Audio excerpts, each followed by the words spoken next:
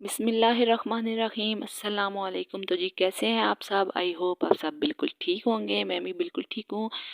اور آج بہت دنوں کے بعد بہت اچھی دھوپ نکلی تھی، تو میں نے دیکھتے ساتھ ہی ارادہ کر لیا تھا کہ آج تو ضرور واشنگ مشین لگاتی ہوں، کیونکہ کپڑے نا بہت زیادہ اکٹھے ہو چکے تھے، اور پھر بچوں کا گھر ہو تو بہت زیادہ ہو جاتے ہیں۔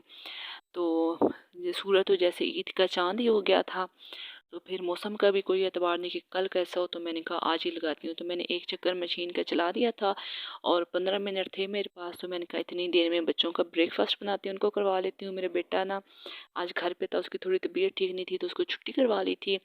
تو یہ اب دونوں ٹی وی دیکھ رہے تھے، ساتھ ہیٹر لگایا ہوا تھا، کیونکہ صبح ٹائم تو پھر ٹھنڈ ہوتی ہے۔ تو میں نے کہا کہ ناشتہ کر کے نا تو پھر باہر نکلیں۔ تو یہ دونوں آپس میں کھیل رہے تھے اور ساتھ ساتھ ٹی وی دیکھ رہے تھے۔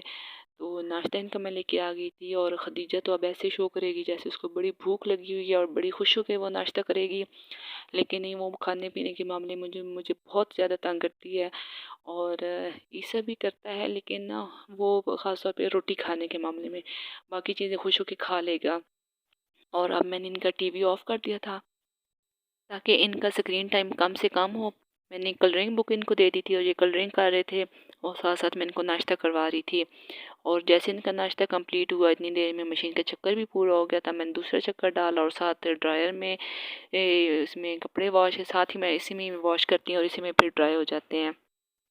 اور پھر جب سارے اکٹھے 3 تقریباً چکر بنے تھے، اور سارے اکٹھے جب ڈرائی ہو گئے تھے، ان کو پھر میں چھت پہ لے جانا تھا پھیلانے کے لیے، کیونکہ ہمارے سین میں نا دھوپ بالکل نہیں لگتی، سردیوں میں تو بالکل نہیں لگتی، اور کپڑے بے شک ڈرائی ہوئے بھی ہوں نا، تو پھر بھی ان کو ہوا اور دھوپ کی ضرورت ہوتی ہے کہ ان میں نا نمی باقی ہوتی ہے۔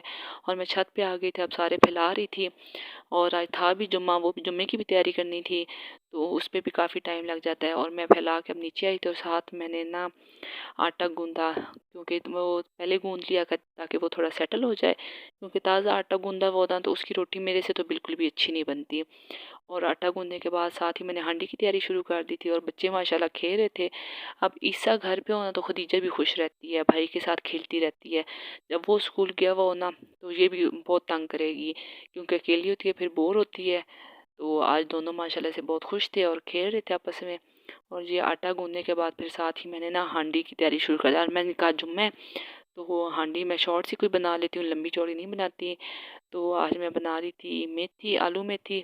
تو میتھی ہماری نا فارم سے آئی ہوئی تھی، تازہ تھی بالکل، فریش ہونا تو پھر اس کی بات ہی کچھ اور ہوتی ہے۔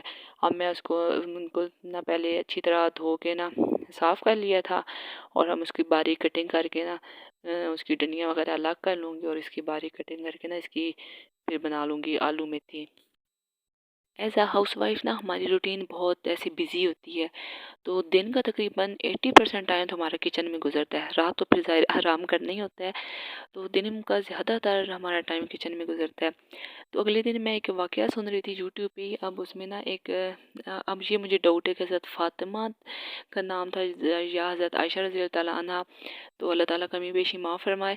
تو ایک عورت ان کے پاس آئی تو کہتی ہیں کہ نا میں گھر کے کاموں میں اتنی بزی ہوتی ہوں کہ مجھے عبادت کا ٹائم نہیں ملتا، تو اسی وجہ سے میں بہت پریشان رہتی ہوں کہ میں صحیح عبادت نہیں کر پاتی، تو کیونکہ بچے بھی ہیں اور گھر کا کام بھی ہوتا ہے، تو میں چاہتی ہوں کہ اللہ تعالیٰ میری مغفرت فرمائے۔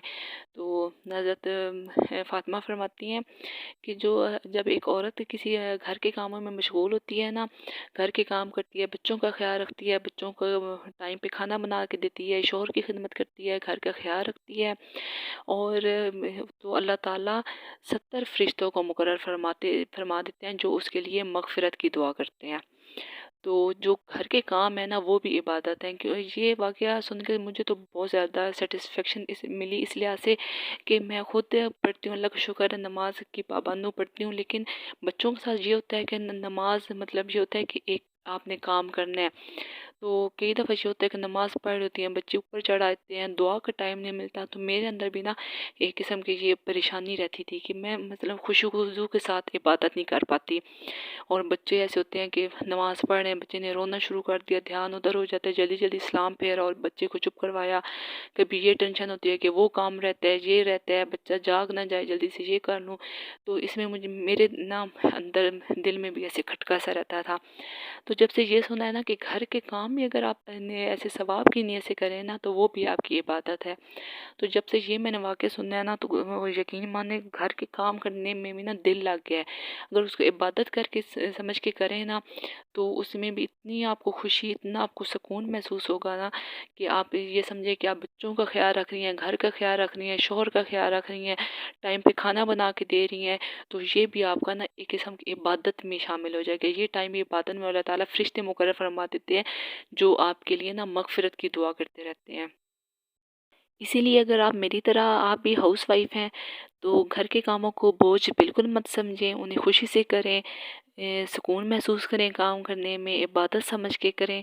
तो यकीन माने आपको बहुत खुशी होगी, आपका एक एक मिनट वो इबादत में गुजरेगा। जो आप बच्चों का ख्याल रख रही हैं, घर का लोगों के आने जाने का ख्याल रखें, मेहमान नवाजी कर रही हैं, तो वो में आपका एक एक मिनट इबादत में शामिल होगा।